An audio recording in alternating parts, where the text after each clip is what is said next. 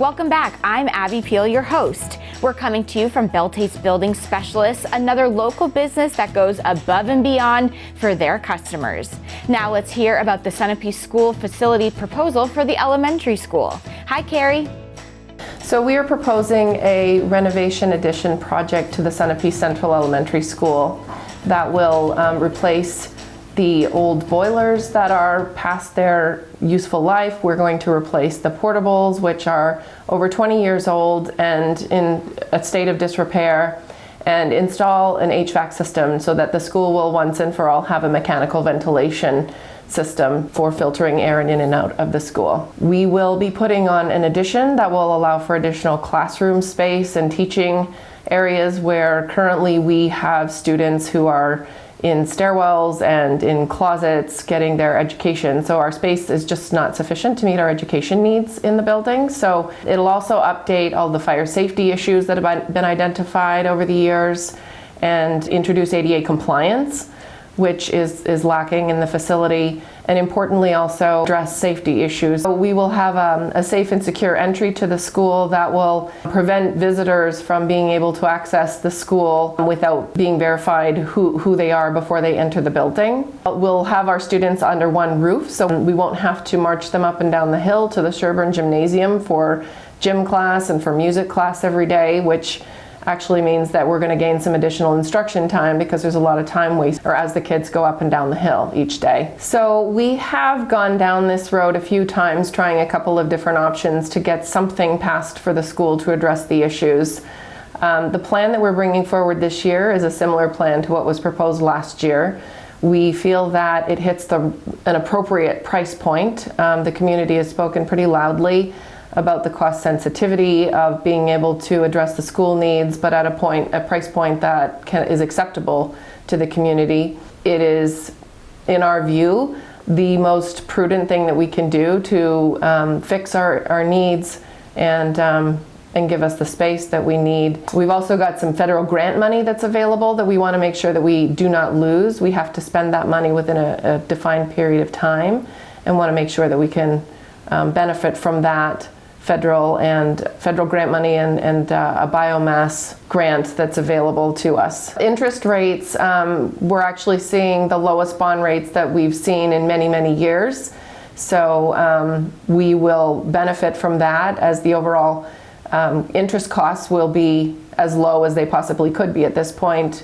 We were quoted at a 1.5% interest rate, and in fact, the interest rates that were being given out in December at least were less than 1%. Feedback from the community by and large supports the desire to keep pre-K through 12 education in the Sunapee.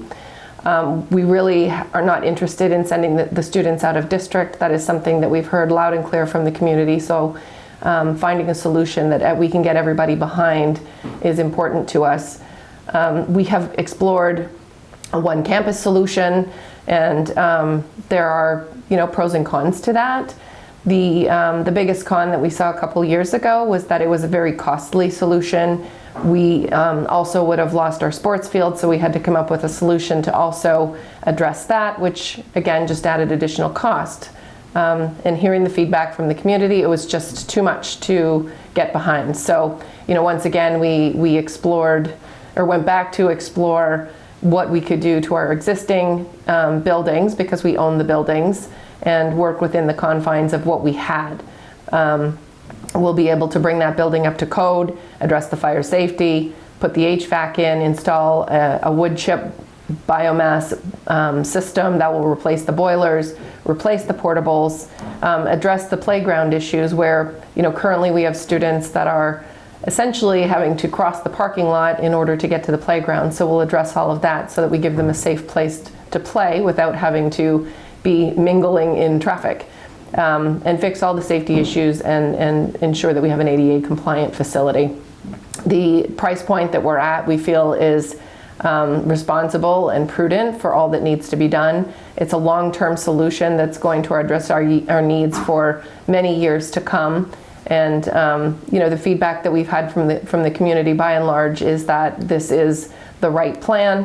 We marginally missed getting the appropriate number of votes to pass this plan last year. So we feel that we're in the place that we need to be, and are really just focusing on trying to get the information out and make sure that people have good and accurate information in hand to make an informed decision when it comes to voting day. If there's any questions that people have, feel free to reach out to Russ Holden, our superintendent, or any school board member. Our contact information is on our website.